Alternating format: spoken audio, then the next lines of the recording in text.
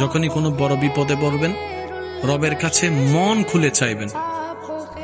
নবী বলে, দুনিয়ার মানুষের কাছে মানুষ যত চাইতে থাকে মানুষ তত বিরক্ত হতে থাকে।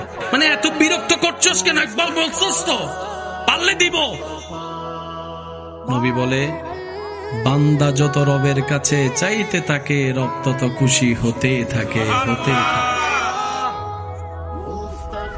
কেউ চাইলো রব শুনলো দেয় না, কেউ চাইলো রব শুনলো দেয় না। ফেরেশতা বলে যে মওলা এত সুন্দর করে ডাকছে, চাচ্ছে, দাও না।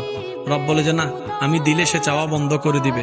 তার চাওয়াটাই আমার সুন্দর লাগতেছে, তার ডাকটাই আমার সুন্দর লাগতেছে, তার তাহাজ্জুদ পড়াটাই আমার সুন্দর লাগতেছে, তার কান্না করাটাই আমার সুন্দর লাগতেছে। আমি আল্লাহ আরো দেখতে চাচ্ছি।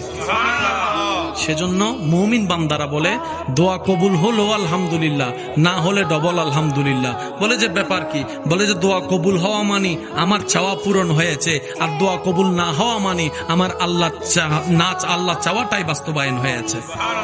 আর আল্লাহ